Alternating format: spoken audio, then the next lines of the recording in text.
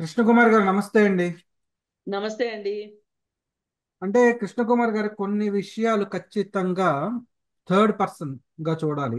Bird's eye view అంటారు కదా, అలాగంటే న్యూట్రల్ గా చూడాలి. అభిమానాలు, స్పెషలిస్టులు అన్ని పక్కన పెట్టి చూడాల్సిన అవసరం ఉంది. ఎవరు అవునన్నా కాదన్నా ఈ రాష్ట్రానికి ప్రధాన ప్రతిపక్ష హోదా లేకపోయినప్పటికీ గ్రౌండ్ లో ఉన్నటువంటి ప్రధాన ప్రతిపక్ష పార్టీ వైసీపీ పార్టీ, దాని అధ్యక్షులు జగన్మోహన్ రెడ్డి గారు. అంటే ఆల్టర్నేటివ్ లేదు కాబట్టి ఇవాళ మనకి గతంలో చూస్తే ఆయన ఒకప్పుడు సభలో నేను 5,000 ఎకరాలు సరిపోదు, ఇంకా ఎక్కువ తీసుకోవాలి అని ఆయన కూడా చెప్పాడు కాబట్టి నమ్మి ప్రజలు ఎగబడ్డారు. నిజంగా కొంత కాంట్రిబ్యూషన్ ఉంది అందులో. ఎంతో అరకో పరకో కొంత కాంట్రిబ్యూషన్ ఉంది. తర్వాత ఆయన యూటర్న్ తీసుకున్నాడు జగన్మోహన్ రెడ్డి గారు. జగన్మోహన్ రెడ్డి గారు ఆయన మళ్ళా ఆ, మూడు రాజధానులు అన్నారు. అమరావతిని భ్రమరావతి, కమరావతి ఇలా ఎన్నెన్నో అన్నారు. అదంతా కూడా వెల్ డాక్యుమెంటెడ్. గతంలో శంకుస్థాపనకి పిలిస్తే రాలేదు ఆయన. గతంలో ఒకప్పుడు. ఇది రెండోసారి మళ్ళీ రీలాంచ్ అమరావతి 2.0 మళ్ళీ పిలిచారు, మళ్ళీ రాలేదు. చంద్రబాబు నాయుడు గారు, లోకేష్ గారు ఎక్కడ బిజినెస్ సమ్మిట్కి వెళ్ళినా కూడా పెట్టుబడిదారులు అడుగుతున్న ప్రశ్న ఒకటే: మిమ్మల్ని నమ్మి మేము పెడతాం, మళ్ళీ జగన్ రావడానికి గ్యారంటీ ఏంటి అని. సో ఈయన కూడా జగన్మోహన్ రెడ్డి గారు రావట్లేదు అంటే, ఆయన వస్తే పెట్టుబడిదారులకి ఎంతో కొంత ఓకే, ఈయన కూడా వచ్చాడు కదా అని ఎంతో కొంత నమ్మే అవకాశం ఉంటుంది. పెట్టుబడిదారులు ధైర్యం చేసే అవకాశం ఉంటుంది.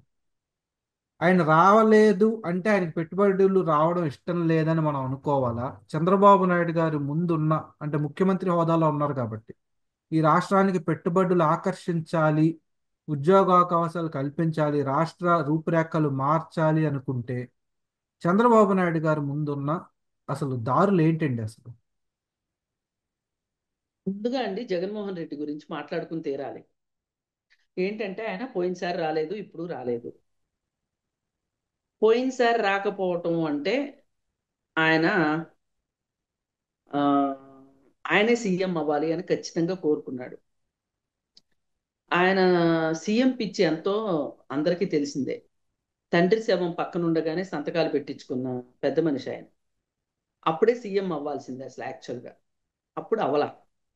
అవ్వకపోతే అప్పుడు అవ్వలేదు కాబట్టి 2009 వాళ్ళ నాన్న చనిపోయిన దగ్గర నుంచి 2014 రాష్ట్రం విడిపోయేంత వరకు ఆ 5 సంవత్సరాల పాటు, దాదాపు 4.5 సంవత్సరాల పాటు కాలికి బలపం కట్టుకొని ఆయన రాష్ట్రం అంతా తిరిగాడు. తెలంగాణలో కూడా తిరుగుదాం అనుకున్నాడు. తెలంగాణలో తిరగనివ్వలేదు. కొంత భాగమే తిరిగాడు. ఈలోపు రాష్ట్రం కూడా విడిపోయింది. విడిపోయిన తర్వాత ఆయన ఇంకా మరి కాస్త ఆశ పెరిగింది ఆయనకి.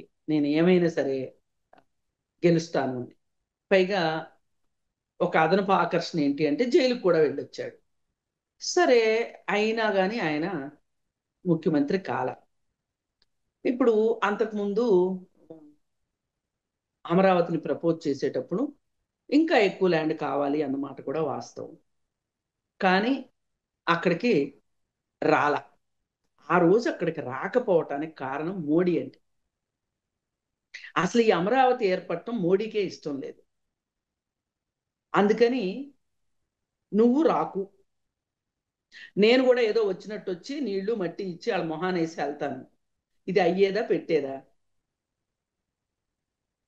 అనే ఉద్దేశంతో అతను ఖచ్చితంగా చంద్రబాబు నాయుడు గారు గెలిచి ముఖ్యమంత్రి అయిన దగ్గర దరిమిల 2014లోనే ఆయన కూడా ప్రధానమంత్రి అయ్యాడు. అప్పటి నుంచి కర్ణుడికి సహా కవచకుండలాగా కాపాడుతుంది ఎవరు జగన్మోహన్ రెడ్డిని అంటే మోడీనే. అంతకుముందు అతన్ని అతని కేసులు పటిష్టంగా పెట్టి అతన్ని జైలుకి పంపించలా కాంగ్రెస్ గవర్నమెంట్. మరి మోడీ ఎందుకు 5 సంవత్సరాల కాలం అతని బెయిల్ పైన ఉన్న వ్యక్తిని, ఆ బెయిల్ పైన ఒక సమగ్రమైన ఆ విచారణ చేపట్టి అతనికి శిక్ష పడకోకుండా కాపాడింది ఎవరు జగన్మోహన్ రెడ్డిని 5 ఏళ్ళు? మోడీ. అంటే ఒక కాపలాదారు కావాలి ఎప్పుడు ఆయనకి పనులు జరగకుండా ఉండటానికి ఆంధ్రప్రదేశ్లో. ఆ రోజు అలాంటి కాపలాదారు జగను. ఆ 5 ఏళ్ళు అయిపోయింది.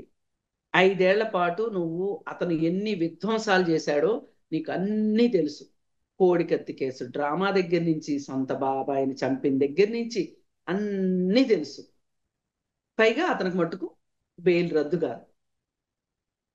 అదైపోయింది. అంటే జగన్మోహన్ రెడ్డి ఏం మాట్లాడుకున్నాడు? నేను శకుని పాత్ర పోషిస్తా ఆంధ్రప్రదేశ్ విషయంలో. ఇది ఏమాత్రం గుజరాత్కు పోటీగా తయారవ్వదు ఈ స్టేటు. ఆ బాధ్యత నాది. కానీ మరి నేను ఇంత చేసినప్పుడు నాకేం చేస్తావు? గివ్ అండ్ టేక్ పాలసీ కదా. నా కేసుల జోలికి నువ్వు రావద్దు, నా బెయిల్ జోలికి నువ్వు రావద్దు. నీ మాట వినేవాడు ఎవడన్నా ఉన్నాడంటే ప్రస్తుతానికి నేనే అని చెప్పి జగన్మోహన్ రెడ్డి కరాఖండిగా వాళ్ళిద్దరూ ఒట్లేసుకొని మాట్లాడేసుకున్నారు. అయిపోయింది. అయిపోయిన తర్వాత ఈ అమరావతి, భ్రమరావతిని చేసేశాడు జగన్మోహన్ రెడ్డి, అమరావతిని చేసేశాడు. ఇంకేదో కూడా అన్నారు, ఇన్సైడ్ ట్రేడింగ్ అన్నారు, అదేదో షేర్ మార్కెట్ అన్నట్టు. ఇలా 100 రకాల పేర్లు చెప్పి ఏవేవో చెప్పి మొత్తానికి అమరావతిలో ఏమి అంటే ఆయన నిధులు ఇవ్వలేదు, ఈయన చేయలేదు. అంతా సహాయ నిరాకరణ ఉద్యమంలాగా జరిగింది ఆ రోజు. ఆ రోజు బ్రిటిష్ వాళ్ళకి సహాయ నిరాకరణ చేశాం మనం, విదేశీయులకి. స్వదేశీయులకి సహాయ నిరాకరణ చేసుకున్నారు. అయిపోయింది. చంద్రబాబు నాయుడు ఓడిపోయాడు, జగన్మోహన్ రెడ్డి వచ్చాడు. 5 సంవత్సరాల కాలం అతను ఎంత లాబీ చేసుకోకపోతే, ఎంత మోడీ సహకరించకపోతే, నేను చాలా బిజీగా ఉన్నాను, నాకు కోర్టుకెళ్లే తీరిక కూడా లేదు, నాకు వ్యక్తిగత హాజరు నుంచి మినహాయింపు, ఓకే. ఒక్క కేసు ముందుకెళ్ళదు, ఓకే. నేను ఈ రాష్ట్రంలో ఏమీ చేయను, ఓకే. 3 రాజధానులని పాట పాడతాను, ఓకే. సహజ వనరులన్నీ అదానీ లాంటి వాళ్ళకి అప్పచెప్తాను, ఓకే. అప్పుడు అదానీ మెచ్చి మేకతోలు గప్పి నాకు జగన్మోహనపురం అని ఒక ఊరు కడతాడు నా పేరు మీద, ఓకే.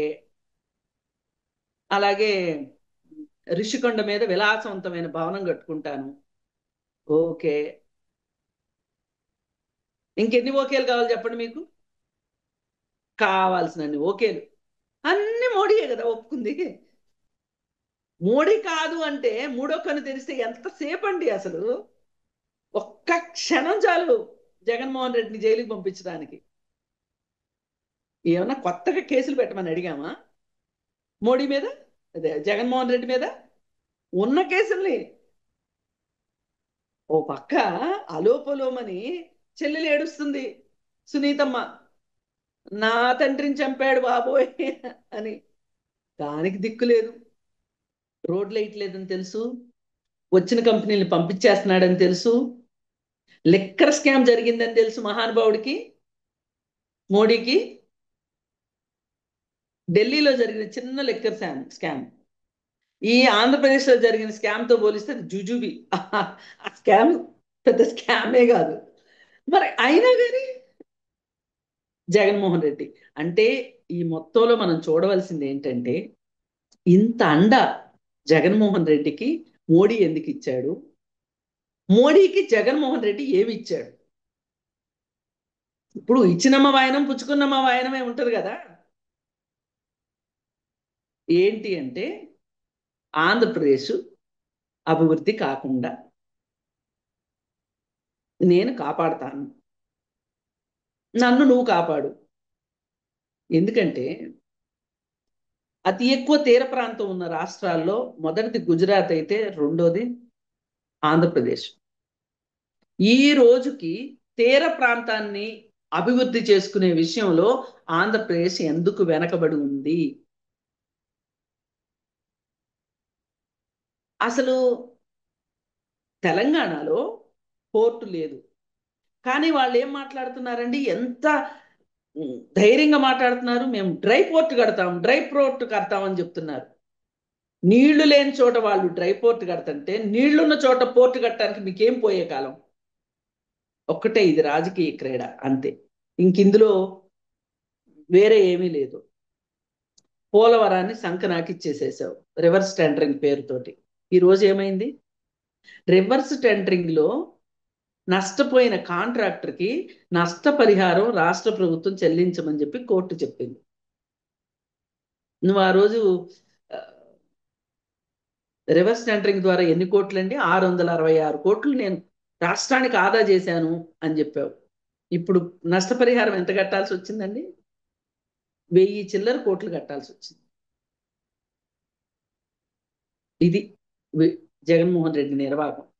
నేను అనేది ఏంటంటే ఈ మొత్తంలో ఏ రాజకీయ నాయకుడికి పోయింది ఏమీ లేదు. అందరూ బాగున్నారు, కళకళ కళకళ ఆడిపోతున్నారు. వీళ్ళు కళకళలాడిపోతున్నారని చెప్పడానికి ఒకటే నిదర్శనం, వీళ్ళ ఇళ్లలో పెళ్లిళ్ళు, వీళ్ళు తిరిగే కార్లు, వీళ్ళు కట్టుకుంటున్న భవంతులు, వీళ్ళ విదేశీ టూర్లు. ఏ ఒక్క రాజకీయ నాయకుడైనా సరే నా రాష్ట్రం ఈ పరిస్థితిలో ఉందే, నేను పొదుపు చేద్దాం అని ఒక్క రాజకీయ నాయకుడు ఆలోచిస్తున్నారా? జగన్మోహన్ రెడ్డి కాలంలో ఆయన దుబారాలు చేసింది, ఆయన పఫ్ఫుల గురించి, ఆయన వ్యక్తిగత సిబ్బంది 900 మంది వ్యక్తిగత సిబ్బంది గురించి, ఆయన విదేశీ టూర్ల గురించి మాట్లాడుకున్నాం. కాకపోతే అన్ని చెయ్యకపోవచ్చు, చంద్రబాబు నాయుడు గారు అదే కదా చేస్తున్నారు. అందుకే మొన్న ఎప్పుడో నేను ఏదో ఒక ఇంటర్వ్యూలో అన్నాను, ఎన్టీ రామారావు గారు ముఖ్యమంత్రిగా ఉన్నప్పుడు ఆయన భార్య లక్ష్మీపార్వతి ఢిల్లీ వెళ్తూ ఉంటే టిక్కెట్టు ఆయన సొంత అకౌంట్లోంచి ఇచ్చారంట, రాష్ట్రం అకౌంట్ నుంచి ఇవ్వాల. అలాగే బిజినెస్ క్లాస్లో ఏ రోజు ఆయన ప్రయాణం చేయాల, ఎకానమీ క్లాస్లో. ఇప్పుడు వీళ్ళండి స్పెషల్ ఫ్లైట్లు. అవసరమా వీళ్ళకి? ఈ దేశం ఇవాళ ఉన్న పరిస్థితుల్లో స్పెషల్ ఫ్లైట్లు అవసరమా? నలుగురితో కలిసి మీరు వెళ్తే ఏం కోపలు అంటుకుపోతాయి? మీకేమైనా కోవిడ్ వచ్చేస్తా, జబ్బులు వచ్చేస్తాయా మీకు? ఆ రోజు ఎయిర్ హోస్టెస్ వచ్చి, సార్ ఇక్కడ లెగ్ స్పేస్ చాలా తక్కువ ఉంటుందండి, కొంచెం బిజినెస్ క్లాస్లో ఖాళీ ఉందండి, మిమ్మల్ని బిజినెస్ క్లాస్కి తీసుకెళ్తాం, అక్కడ కాళ్ళు కొంచెం జాబ్కుని కూర్చోండి అంటే, నేను సామాన్య ప్రజల్లో మధ్యలో ఉండి వాళ్ళని గమనించడం నాకు అవసరం అని చెప్పాడంట ఆయన. ఏం చేస్తే అసలు ఆయన కాళ్ళు గడిగి నెత్తిన పోసుకున్నా కానీ వీళ్ళు మారతారేమోనండి. అదేదో రామాయణంలో ఆమె ఎవరో ఎంగిలి పండిస్తే శబరి. ఏదో అయింది, శబరి. శబరి. ఆ అలాగే ఒక రాయిని తాకితే ఇంకేదో అయ్యిందని. మరి నిజంగా ఇలాంటి నాయకుడు ఉంటాడా అండి? ఇంకో గమ్మత్ చెప్తాను, నేను నిన్ననే చూశాను ఒక వీడియో.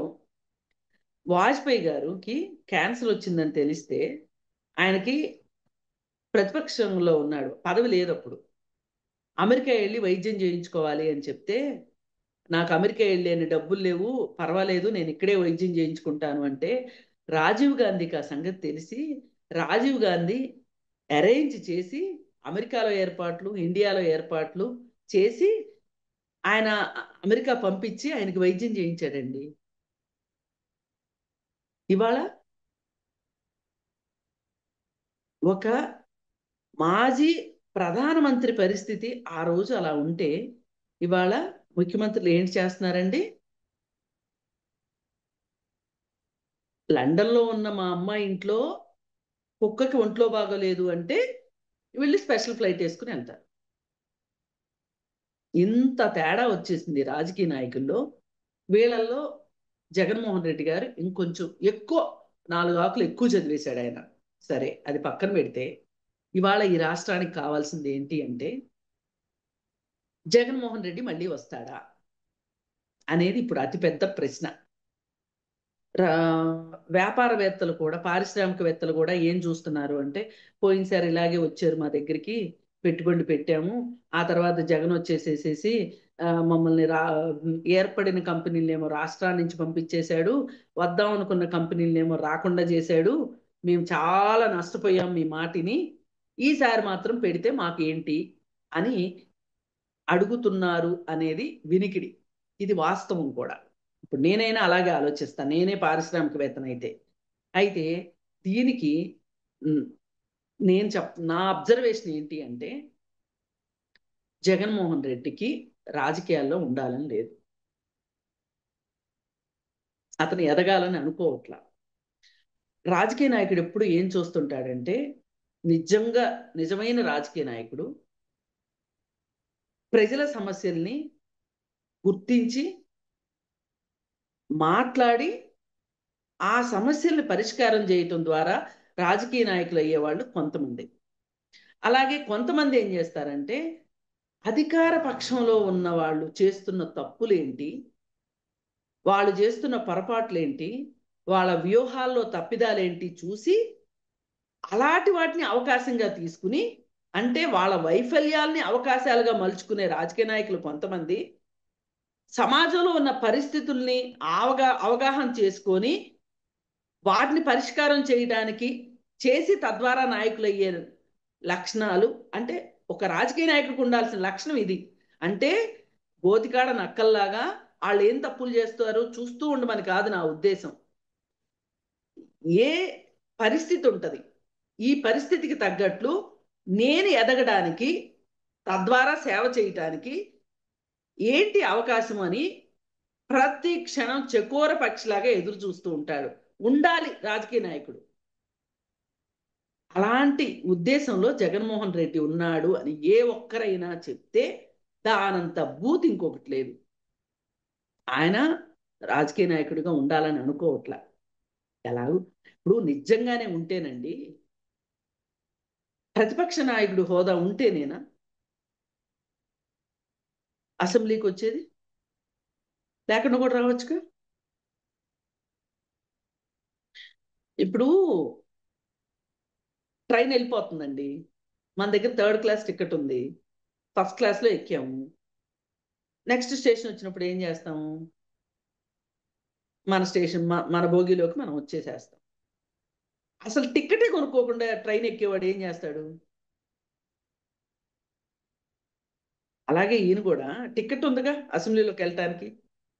అసలు ఎమ్మెల్యేగా కూడా గెలవకోకుండా నన్ను అసెంబ్లీకి రానివ్వండి అని ఏడుస్తూ చిన్నపిల్లవాళ్ళ కూర్చుంటే తప్పు, కానీ నువ్వు ఎమ్మెల్యే గెలిచావు కదా, నువ్వెందుకు అసెంబ్లీకి వెళ్ళట్లేదు అంటే దీని అర్థం నీకు రాజకీయాల మీద ఇంట్రెస్ట్ లేదు.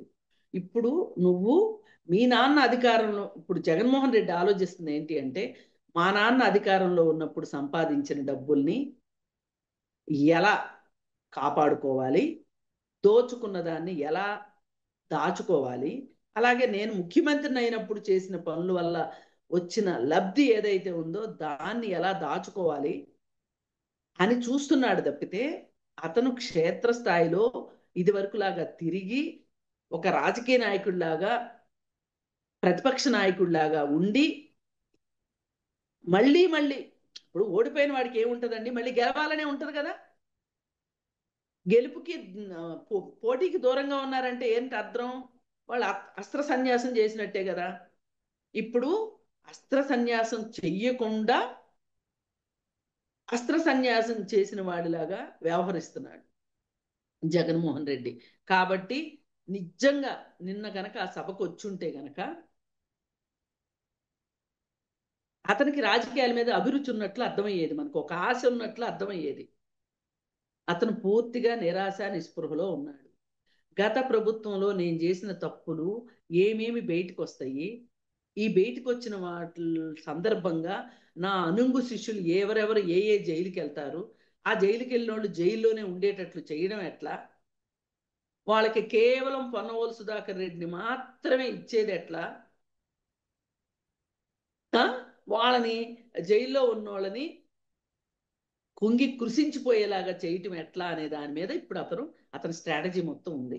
అతనికి రెండే స్ట్రాటజీలు: వైసీపీ పార్టీని చంపటం ఎట్లా, తన ఆస్తుల్ని కాపాడుకోవటం ఎట్లా. ఈ రెండు పనుల్లో పూర్తిగా నిమగ్నమై ఉన్నాడు అతను. కాబట్టి దరిదాపుల్లో జగన్మోహన్ రెడ్డి భూతం ఈ ఆంధ్రప్రదేశ్ రాష్ట్రాన్ని ఆవహిస్తుంది అని చెప్పి ఎవ్వరూ భయపడక్కర్లేదు. ధైర్యంగా పెట్టుబడిదారులు కూడా రావచ్చు.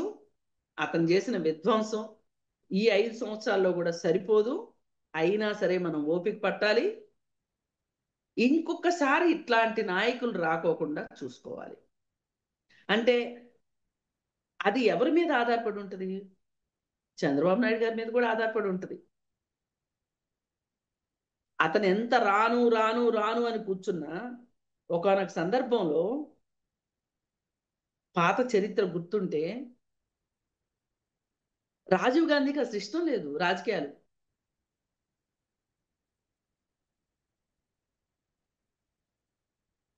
అలాగే మన్మోహన్ సింగ్కి ప్రధానమంత్రి అవ్వటం ఇష్టం లేదు. పరిస్థితులు రప్పించినాయి వాళ్ళని. అలాంటి పరిస్థితి మట్టుకు కల్పించకుండా ఉండటం చంద్రబాబు నాయుడు గారి వంతు. అలాంటి పరిస్థితి అంటే అలాంటి స్కోప్ లేకోకుండా చంద్రబాబు నాయుడు గారు ఉండాలని కోరుకుంటున్నాను. అలాగే జగన్మోహన్ రెడ్డి గారు కూడా శేష జీవితాన్ని ఆయన బంగారపు కమోడుల మీద కూర్చుంటారా, ఆ, మన రిషికొండ ఇల్లు ఉంది కదా, ఇలాంటి ఒక దీవి ఏదైనా చూసుకొని ఆ దీవిలో అన్ని డైరెక్షన్స్ లో నీళ్లు కనిపించేలాగా ఆ మధ్య నిత్యానంద స్వామి ఒక దీవిలో తన సామ్రాజ్యాన్ని ఏర్పాటు చేసుకున్నాడు. అలా ఒక దీవికి ఆయన వెళ్ళిపోతే ఆంధ్రప్రదేశ్ రక్షించబడుతుందని, ఆంధ్రప్రదేశ్ కొంచెం కళకళలాడాలి అంటే గనక ఇలాంటి దుష్టగ్రహాలు, మోడీ చెప్పాడు కదా దుష్టగ్రహాలు తొలగిపోయినాయని. ఆ దుష్టగ్రహం మోడీ ఉద్దేశం ఏమో నాకు తెలియదు కానీ మా ఉద్దేశం ప్రకారం మట్టుకు దుష్టగ్రహం జగన్మోహన్ రెడ్డే. అవన్నీ వెళ్ళిపోయాయని చెప్తున్నాడు ఆయన. నిజంగానే వెళ్ళిపోవాలని కోరుకుంటున్నాను. రైట్. చూద్దాం మేడం, మరి ఏమవుతుందో రాష్ట్ర ప్రజలే నిర్ణయించాలి ఇటువంటి ఆ, విషయంలో. ధన్యవాదాలండి. ధన్యవాదాలు.